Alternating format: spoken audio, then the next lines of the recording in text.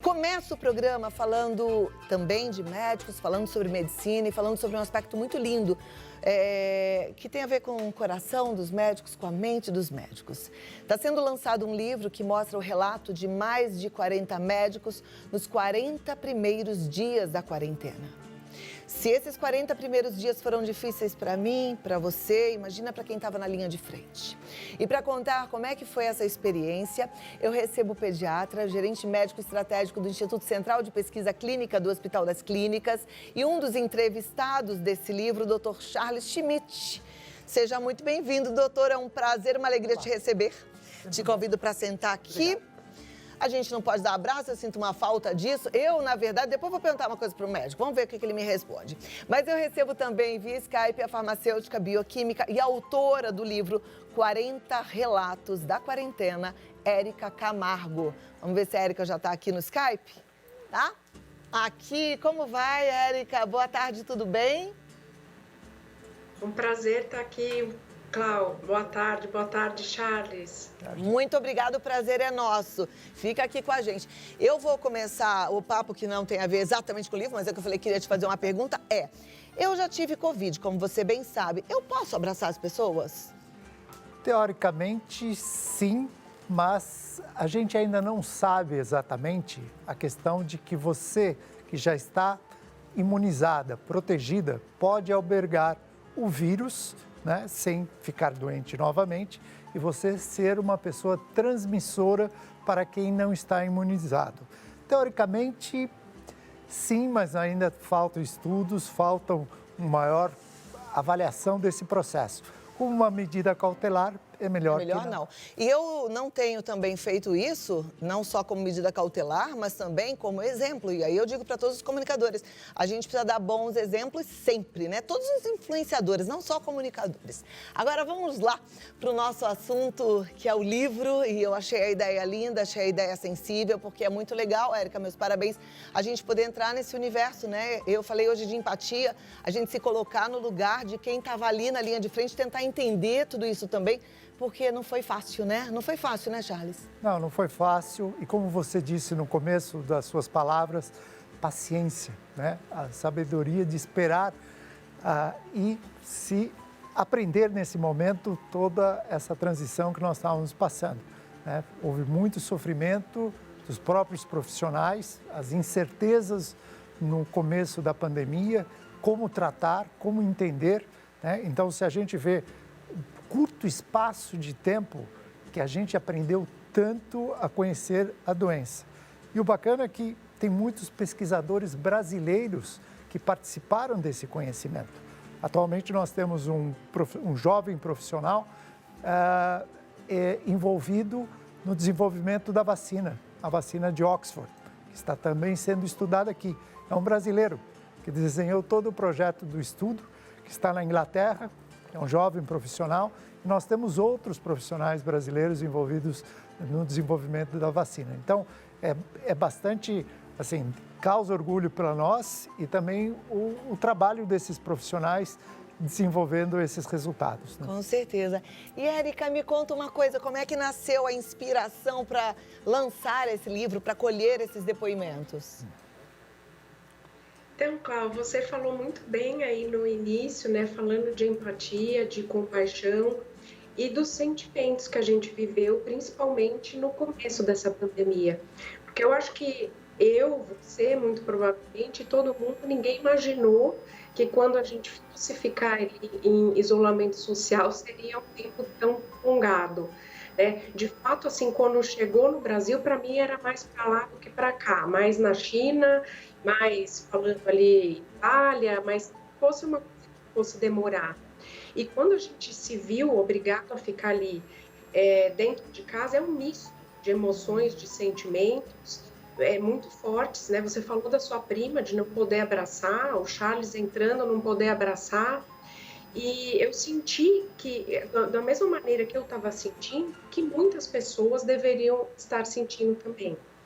E aí eu falei, o que eu posso fazer mais para poder contribuir, né, dar um alento para essas pessoas? Porque eu acho que quando a gente coloca para fora essas emoções E aí a maneira de colocar para fora foi através desses 40 relatos de profissionais da saúde, que é a área que eu trabalho, é uma maneira das pessoas entenderem que elas não estão sozinhas, que aquele misto de sentimentos é comum a todos e que é um momento onde a coletividade tem que ser maior do que o eu, né? Então a ideia surgiu assim, aonde eu posso fazer mais?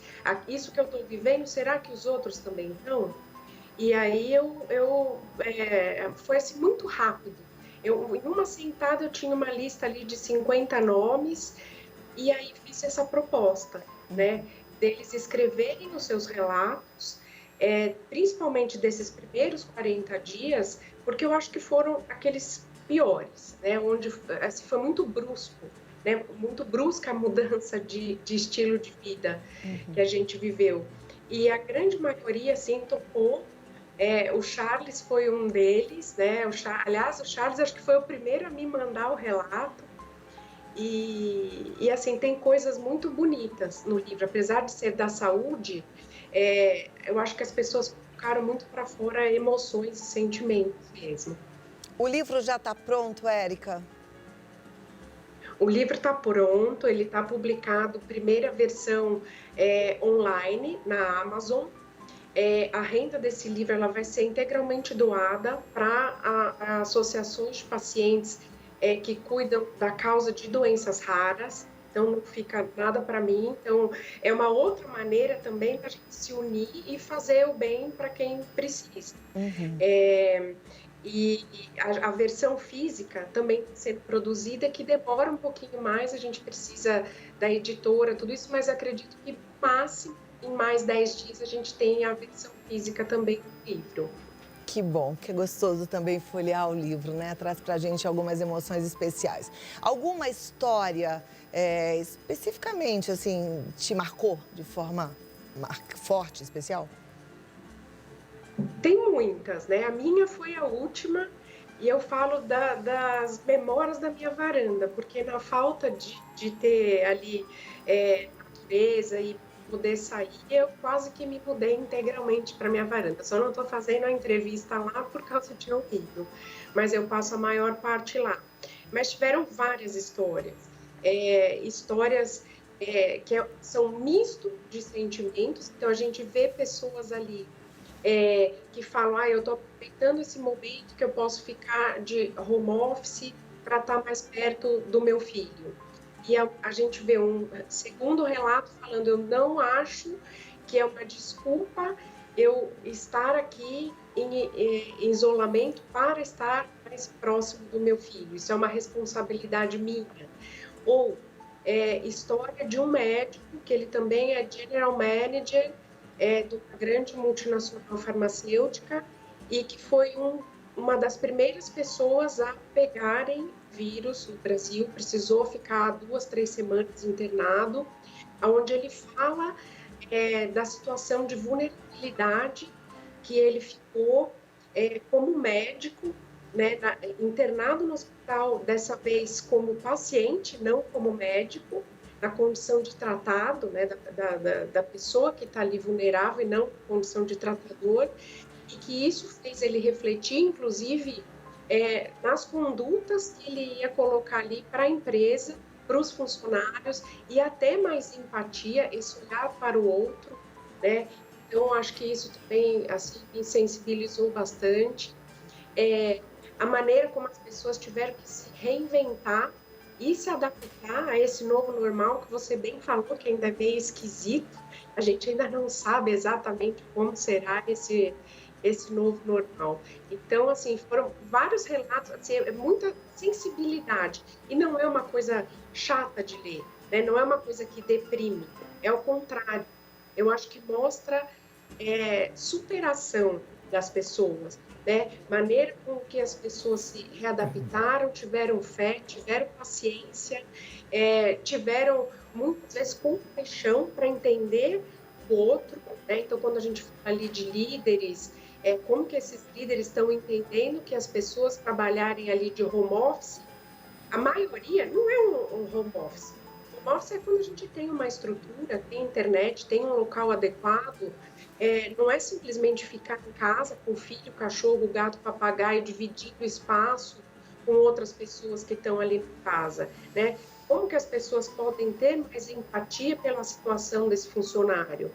Ou as pessoas que estão ali na linha de frente, como você falou também no começo, recebendo toda essa carga, né? E sem saber exatamente aquele começo, o que ia ser, né? Quando ia chegar o platô, quais seriam os tratamentos, quem seria ali mais infectado, como se proteger.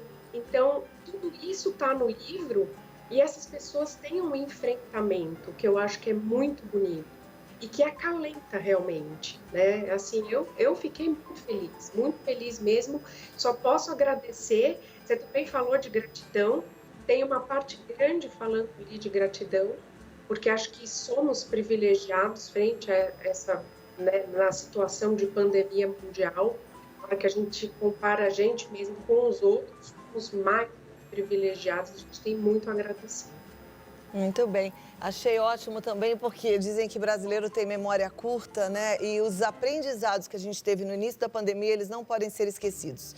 A gente não pode esquecer porque foram coisas preciosas e você bem lembrou aqui. Muito obrigada. Érica, eu vou passar alguns contatos aqui. O seu Instagram é Érica Margot Lopes, tá certo? Érica Margot Lopes, isso mesmo. E aí tem o LinkedIn também, que é o Érica Margot Lopes, e a turma pode entrar lá. Mas lembrando, o livro que está disponível no Amazon é o Relatos da Quarentena. Isso aí. Muito obrigada, Cláudia. Eu que agradeço, muito obrigada.